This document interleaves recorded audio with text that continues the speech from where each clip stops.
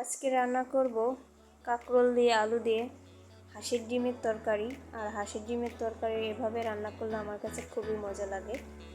তো দেখতেই পাচ্ছেন আমার রান্নাটা অনেক সুন্দর হয়েছিল।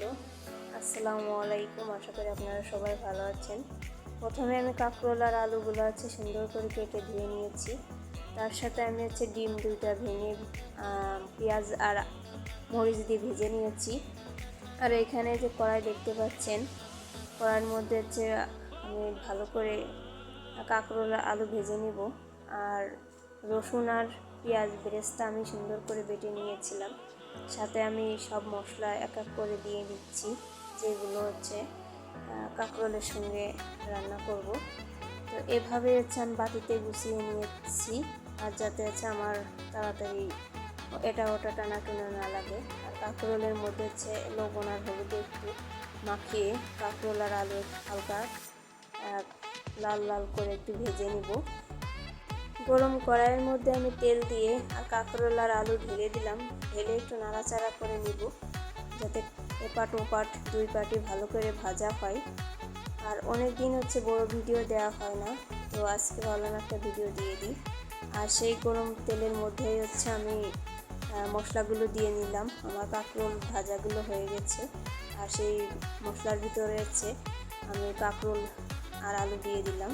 দিয়ে আমি একটু পানি দিয়ে ভালো করে কষিয়ে নিব কাঁকরোলগুলা, যাতে সিজে যায়। আর এভাবে আমি একটু নাড়াচাড়া করে নিলাম, যাতে সব জায়গায় মশলাগুলো একটু মাখায়। আর আমি ঢেকে দিয়েছিলাম। ঢেকে দেওয়ার পর আরেকবার একটু নাড়াচাড়া করে নিচ্ছি, আবারও ঢেকে দিয়েছিলাম। এখন আমার কষানোটা প্রায় শেষ। আমি এখন ঝোলের পানি দেব। আর ঝোলের পানি দেওয়ার পরে আমি আরেকটু ঢেকে দেব। বলক ওঠার পর আমি ডিমগুলাও ছেড়ে দেব। আর এখন ডিম দেওয়ার পালা। আমি এক এক করে কিন্তু ডিমও দিয়ে দেব, আর সাথে একটু ঢেকে নিলাম, যাতে বলকটা উঠলে ডিমগুলো দিলে রস একটু টান কম হবে। আর ডিমে কিন্তু অতিরিক্ত ঝোল টান দিয়ে ভিতরে নিয়ে যায়। এর জন্য আমি ঝোল থাকতে থাকতেই ডিমটা দিয়ে দিলাম। আর এভাবেই কিন্তু রান্না করে খেয়ে দেখতে পারেন আপনারা, অনেক মজা লাগে। আর আমি কখনো ভাবতে পারিনি যে কাঁকরোলের তরকারিটা এতটা মজা হবে। আমি শুধু কাঁকরোল ভাজি করেছিলাম, আর যে বাড়ি নিয়ে আসি সেই বাড়ি ভাজি করি, কিন্তু এবার খেয়ে দেখলাম খুবই মজা লাগে। আর আশা করি আপনাদের কাছে আমার রান্নাটা ভালো লেগেছে। আর আমরাও খেয়ে দেখলাম, তরকারিটা অনেক মজাই হয়েছিল। আর তরকারিটা এখন আমার লাস্টের হয়ে গেছে। আর আমি এখন জিরা গুঁড়া দিয়ে দিলাম।